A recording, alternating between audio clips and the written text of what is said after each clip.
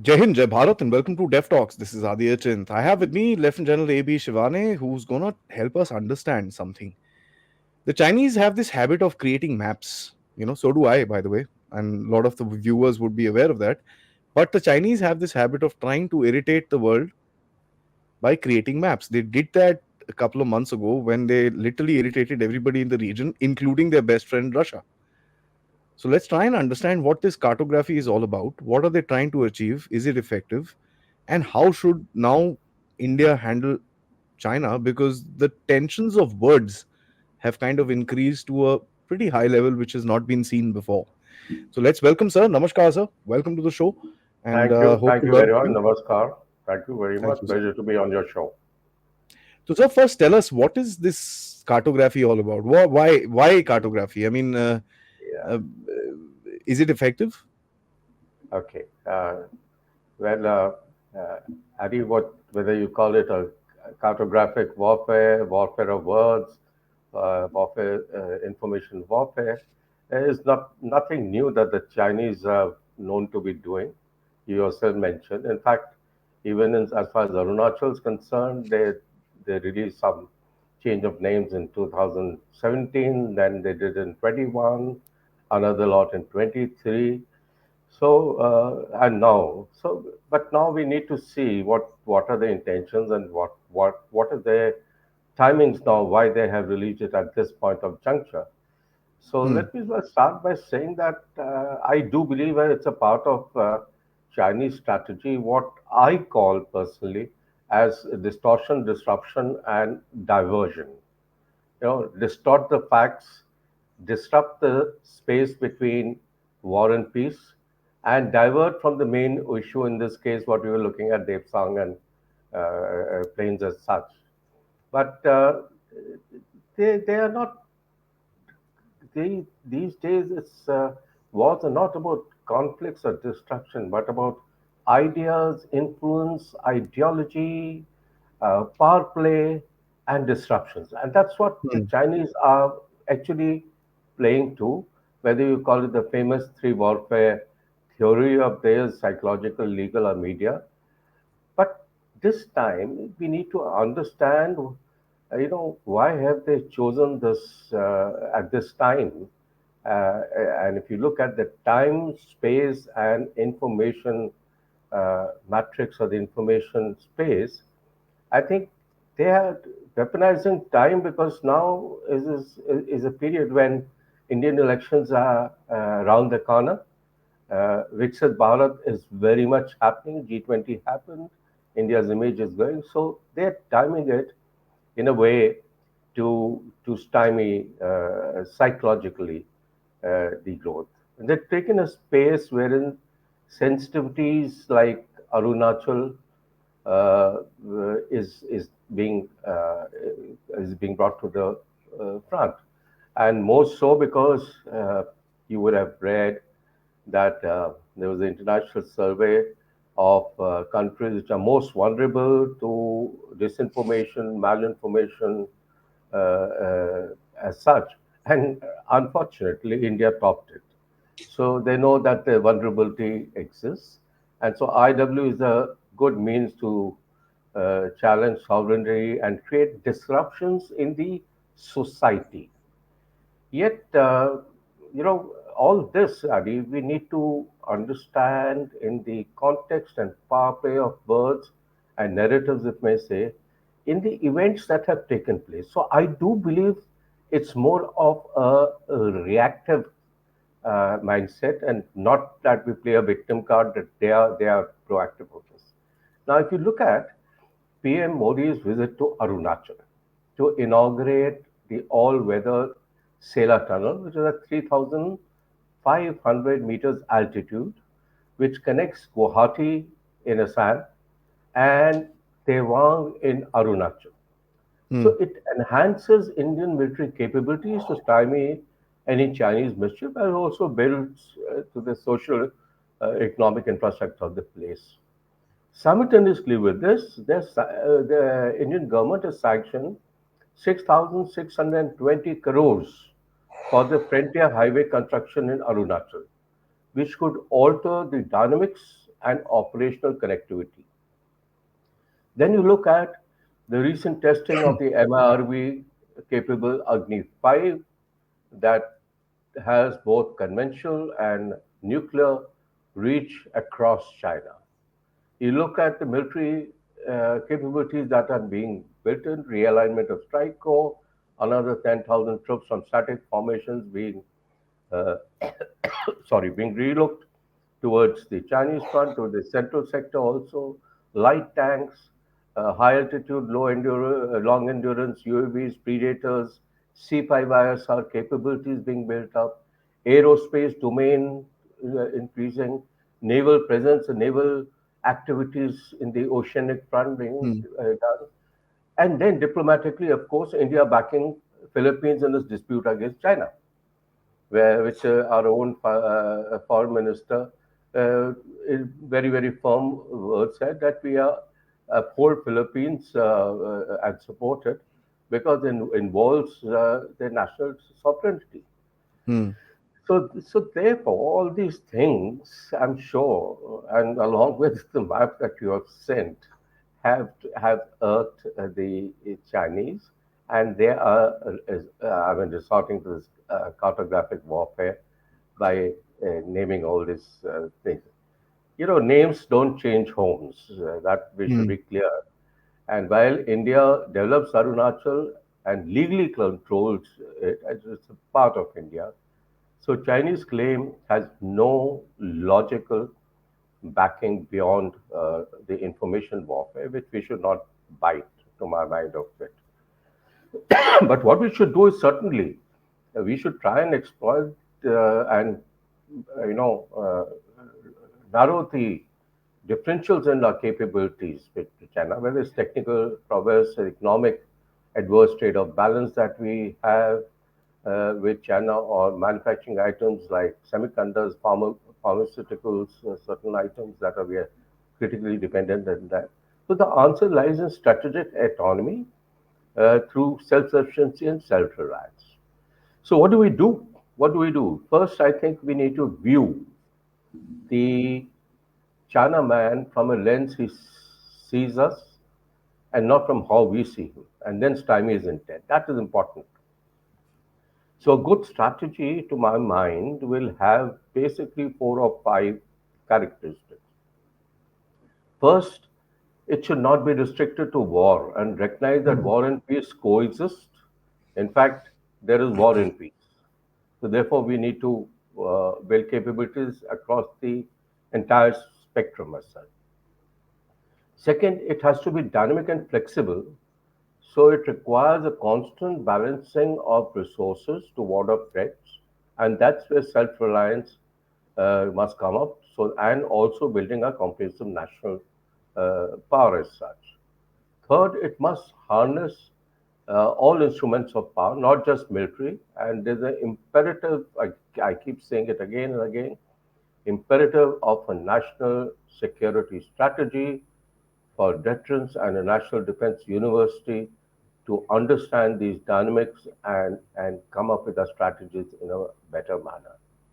Fourthly, it may not, it can be offensive or defensive.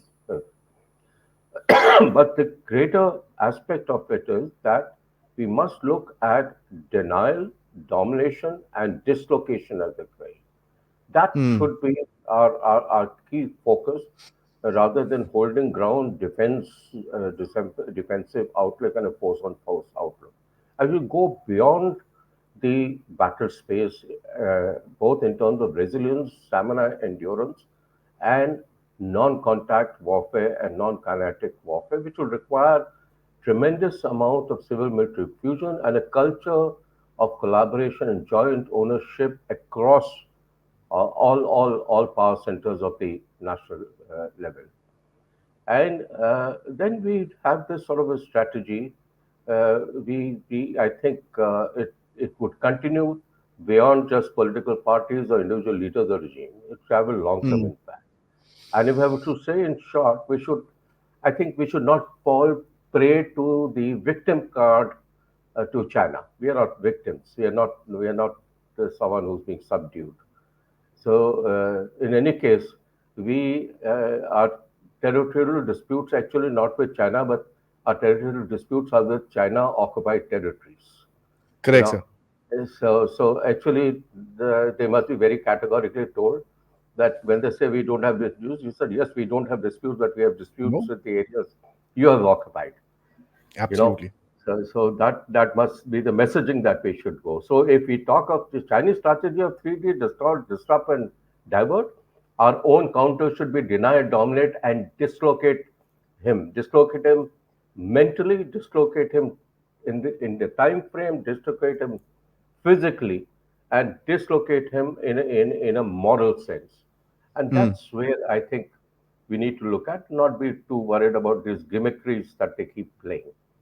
Rubbish them and embarrass them. I think you've hit upon a very different sort of a thing. And sir, do you see the narrative currently shifting because the kind of responses that India has been giving China, especially the Yeah. diplomatic responses that have been coming in.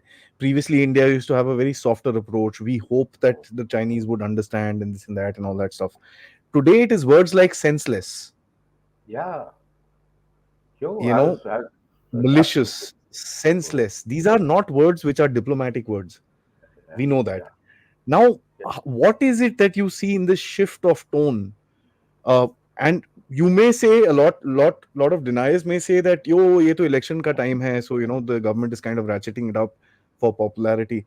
You can't do that with international relations. If you've taken up the tension, then you need to kind of build it Yeah. up further there. You can't just say कि अच्छा ये election में था अभी वापस हम VO पे आ जाएंगे. So how Correct. do you kind of see the change in the words that India is speaking to China? See, we draw our strength from three things, and that is uh, capability, credibility, and communication. As our capabilities increase and uh, we offset the advantage that the Chinaman erstwhile enjoyed, we are now coming out with greater credibility and louder and clearer messaging in terms of communication to them, uh, very, very categorically, and telling them that, you need to respect the way you talk to us because we are not going to take any nonsense or we are not going to talk to you while you use coercive means and we passively, indirectly uh, mentioned you. Earlier, it's not very long back that we used to avoid even using the name China, you know. Hmm, But hmm. today we are very categorically taking the name and telling China, the onus is yours to to get back the relationship, and for that there is no two other ways but status quo ante April May 2020. Then only it can be taken. And while China keeps saying that border should not be the only issue or should not be the issue for moving ahead, we have made it very categorically that if you want to move ahead, get back to where you were in April, May, right? And then whenever they mention, like Panun case, they mention, they went to the side of the ally US and said that India should be more responsible and all. And again, they got a slap on the face saying that please look after your own business. What are you trying? What are you trying to preach? Look inwards. What you have been doing in Xinjiang and Tiananmen Square. So don't preach us. And I think the messaging and the credibility of the voice, because of the capability generation, not only of military but at the national level, which has taken place, has seen a total change of body language, a Hmm. total change in terms of messaging, and a total change in clarity of telling them exactly where we stand and where they stand. So I want to ask you about the status quo 2020. I've not heard that as an official narrative for a long time now. And Yeah, because the official narrative is let's resolve the border question. And I agree with you when you said that we have a border dispute not with China, but with Chinese occupied territory. So I actually mention this very often and I say that we have a dispute with China on the Indo-Tibet border, which China is illegally crossed into. Absolutely. So So that's yeah, occupied territories. We're not occupied territory. we don't have China as our neighbor. We have China's occupied territories as our neighbors. Yes, sir. So how do you see this? Mr. Yeah, Jaishankar has said this multiple times. He's not referred to 2020. Defense minister is not referred to 2020. Even the army is not saying 2020. Today, everybody is saying resolve the border question. yeah. So is it like So a step up saying, "Bhaiya, wo 2020 chodo abhi, Depsang and all that." Even if you go back, that doesn't mean that we're gonna say everything is okay. Resolve the entire question, then we will come. So have we kind of raised up the stakes? yeah, to a extent, you're right that we are not fixated to the April-May 2020, but we certainly have do mention that uh, the start point will be getting back to April 2020 and then working backwards to the other areas of dispute to resolve those areas. Hmm. But resolution of April May 2020 status quo ante is nothing but the China getting back, particularly in the areas of Demchok and Depsang plains. So, to my mind, even after 22 or 23 rounds of military talks which had happened in February 24, nothing really has changed very much. You know, the 21 rounds of military talk, 21 which took place, I think, in February or so. Because the China man the game plan has been very well understood today. Ati. We are now uh, better informed, to more empowered to understand China and to deal with China. Hmm. They I mentioned also earlier their game plan where they unilaterally militarily change the status quo ante as they did in April May 20. Then they couple it with a threat of military action, coercion, aggressive diplomatic messaging, information warfare, and put the onus on the target country, in this case India, that this is not us who changed it, you have done it. And then, as a showing as a goodwill measure, they selectively de-escalate, uh, you know, and then the certain critical areas they don't de-escalate and keep it as a leverage, and then thereafter they get into information warfare, legal warfare by the government controlled media, so that this becomes something like a strategy of exhaustion where they use diversion, whether space, cyber, information warfare, uh, cognitive domain, and all these changing of names and all, and divert from the main issue that we are keep telling them, or very categorically telling them, Depsang and Demchok have to be resolved if you want to Yep. discuss the entire issue. So India's stance is very clear. The normalize and loud and clear that normalization of relations China will go on resolving the disputed areas, and to do that, we must first resolve the Demchok and the Depsang Pling, complexes, which is and get back to April May 2020. But unfortunately, those even what resolution has taken place has become like a buffer zones, which none can actually do the patrolling. But it's in a way disadvantage to us because we gave away a very very big leverage for whatever reasons at Kailash Range, Chishul sector. But why Depsang Plain and Demchuk? Why is they taking time? Because that is the sensitivity of both India and Pakistan. The subsector of China and India, the subsector north is strategically Very important, important. very very important because in the north you have the Karakoram Pass, in the east you have the Chinese highway which is going on, and therefore this becomes very very strategically important because it can threatened the lifeline to Siachen, on the other side, Excision sector, which is Chinese, and, and therefore the Chinese look at giving it a strategic depth as such. So, subsector north sandwiches between the Siachen Glacier on one side and the Chinese control of Excision on the other side. You know, Mm. and to the north of Depsang, I said, is 18,000 feet Karakum Pass. And on the east side is the G219 highway that connects Tibet and Xinjiang. So strategically, it is important. Even the road, Leh, Darbok, Shiok, DBO, is going through that area. Therefore, it assumes important.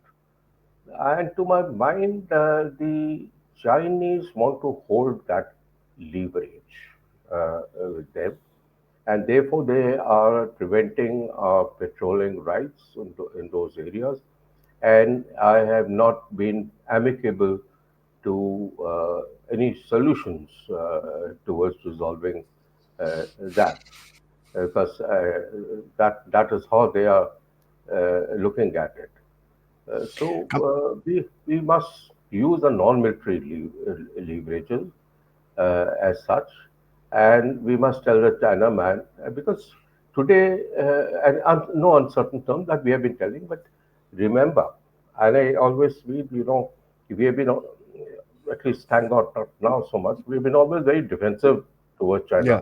We were Yeah. having a different voice towards Pakistan, a different Yeah. voice towards China. Yeah. But please understand, we are not victims now. I keep saying that. They are morally, capability wise, very clear that they can never achieve their objectives against India, whether militarily, or otherwise. So the China man is risk averse to Mm. war. He's risk Mm. averse to war, but he's risk tolerant to exploiting space between war and peace, right? And Interesting.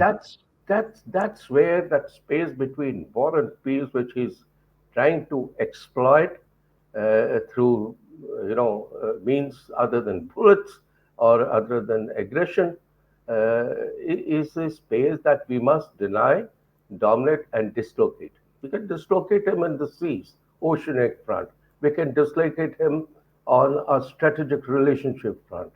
So we have to dislocate him tactically, operationally, and strategically. And we have to deny him the space, and we have to start dominating the space so Correct. that he's on the back front. You know, so that is how I look at this thing. Interesting. You've kind of given a hint on Modi 3.0, sir, Yeah, as to this thing.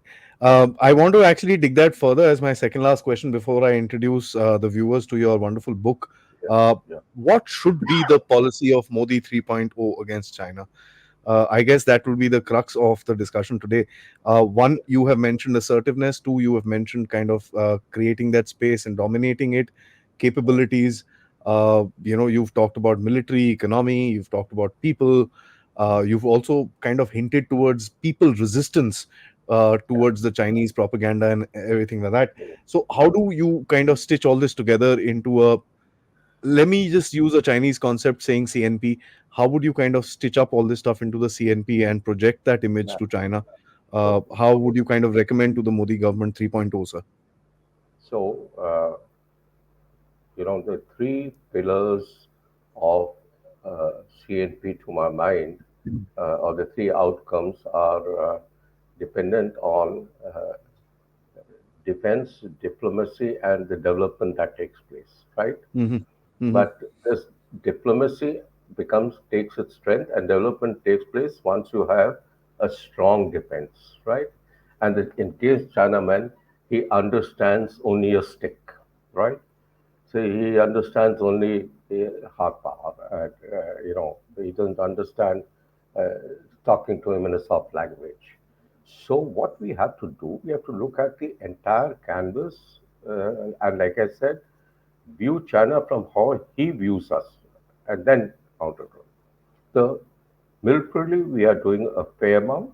We are building in capabilities, but we need also to build in a lot more capabilities in the non-kinetic domain. Correct. I think our information warfare has got a long distance to go. We are you know uh, taking some baby steps and happening, doing a little bit, but I think our information warfare needs to go from a defensive, responsive thing to a proactive and a preemptive mode, right? That is one.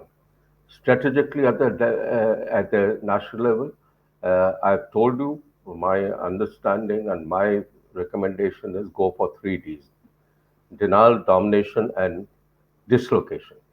Just look Automatically, at disruption will take place. Focus on your self-reliance, self-sufficiency. You cannot you cannot twist the uh, Chinaman or the key if you continue to have an adverse balance of trade, if you continue to depend on them for certain critical items, whether it is pharma, whether it is IT aspect, we have to build on these capabilities. And till we build in capabilities, we have to find alternate markets, even if these have a little impact on the mm, impetus that we're looking for development. So it will have a long-term uh, perspective of this. Third, I think is while this is being built up, we should continue, and we're doing that. We should continue to strengthen our strategic leverages with other nations. Uh, the future lies, to my mind, even though I'm a tank man and from the army, but I do believe the future lies in the oceans, right? mm, Till the time we have disputed borders, it's important to hold ground because neither you can hold ground from the air or from the ocean. So you have to hold ground. There's no doubt in that. But then it is today the wars are not force and force. The wars are on maneuver and creating a leverage in this aerospace and a leverage in the oceanic front. So that must take place. Again, at the operational level, we must have our forces, and I'm sure that must be taking place at three levels: immediate one, which deny anything; a reserve which dominates, beefs up and dominates the space, and then a strike reserve which dislocates and creates a counterstroke or a quid pro quo elsewhere. So this strategy is not only at the tactical and operational level, it has to translate at the strategic level, also at the national level. And for that, Adi, I, I, to the extent of repeating it, unless you have a national security strategy, and Modi 3.0 must come up with that, everyone must know what is their role and how do they fit correct. into this entire structure as such. So how do they, play their instruments into a symphony? They can't be out of tune. So we have to ensure that everyone understands, plays their role at the grand strategy level to counter our future threats against China. Again, I'm telling you, uh, China is risk averse to war, but they're risk tolerant and exploitive in the space between war and peace. And that's where we must plug in the Yeah. capabilities, deny them. In fact, be proactive. Go into they have got so many fault lines. They've got, I would say, 10 times, 100 times more the fault lines than Hmm. India has. India has. So why can't we exploit the fault lines and put them on the back step? You know, uh, we the one school of thought would say we should not spoil relationships because we have this economic thing and all that. Look, progressively we should keep telling them, but we should not be defensive. We should keep through back channels or front diplomatic level or even political level, keep reminding them of what the fault lines they have. You know, I think we require a relook at the China strategy with a more aggressive, preemptive, and a proactive mindset as such. That's a wonderful answer. Uh, Absolutely, sir. I'm going to take this moment to actually introduce to the audience this particular book written by General Shivane. It is Heartbeats of a Tank Man, Echoes of Courage in Silence. Uh, quite a oxymoron of a title, sir, if I may. Yeah, yeah, Tank is neither, the tank is the last thing but silent. So yeah. tell us about this, sir. What is this all about and You how did know, this come? Before you do so, I'd like to inform all the audience this book is available on Amazon, it's available on Flipkart, it's available in multiple other forums. Uh, Please check this book out. It's going to be an interesting read, especially tanks, which are in question, with their future, with their present, and with their past today, much because of the wars that are happening around. So, sir, over to you. Tell us about yeah. this book and what have you kind of uh, So, what is your and perspective? yeah, Addie, this book was always a bucket list. This is the fifth one which is written. The other four have been on matters professional as Sir. such. But during the COVID period, I wrote a few poems. Whether it was on battles, whether it's Kargil, Galwan, or Saragari, or army, or even destiny, nature, environment. I wrote I think, about 20, 25 poems at that time because it just got the flavor of that. Mm. So thereafter, when I finished my last book in April last year of professional military education, making of the 21st century warrior, which uh, very happily turned out to be one of the best sellers internationally and nationally. I now wanted to go dwell on a journey which is totally different and professional. So I started writing more poems, and this Heartbeats of a Tank Man is actually a bouquet of poems. It dwells on the profound and multifaceted world of a soldier's journey, uh, in particular, my journey of experiences and emotions. It celebrates soldiers and battles as such in a poetic form. And as the readers go through it, there are four chapters that I divided these poems into. One is a saga of family heritage, which basically is a military heritage and about all that, including my sibling, whom we lost at the age of 20 uh, when he gave his life for the nation.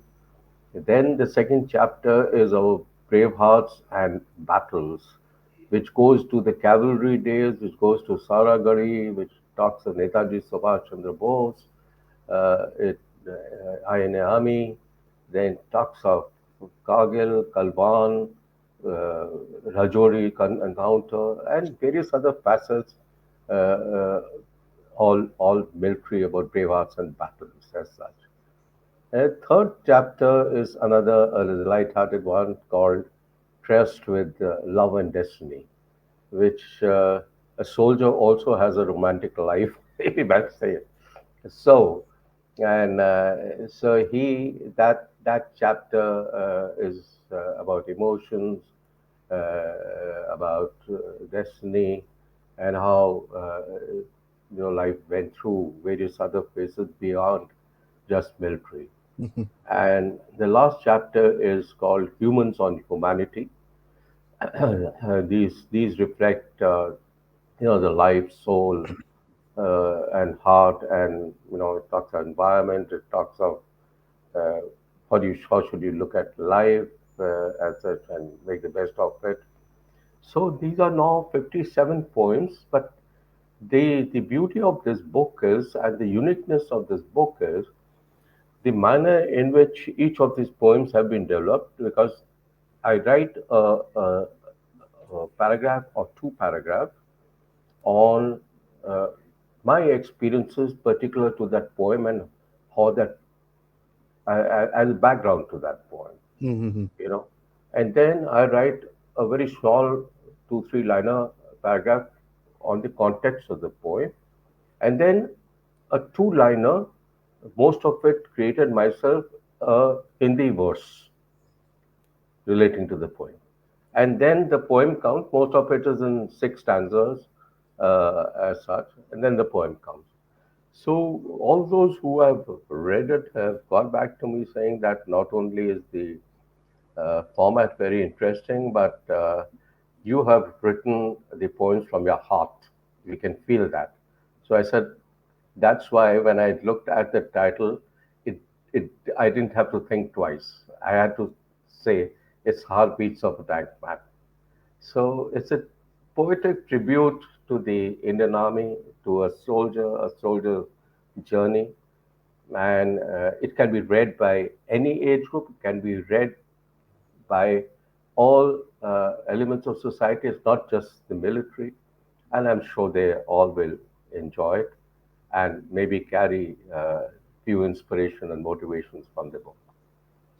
Thank you so much, sir. I think it'll be a fun read. I will place an order right now, because one has to kind of look at a soldier from a human perspective as well. Everybody looks at Yeah, a soldier as a either a killing machine or a defending machine or a flying machine or a tank yeah, machine or an artillery machine.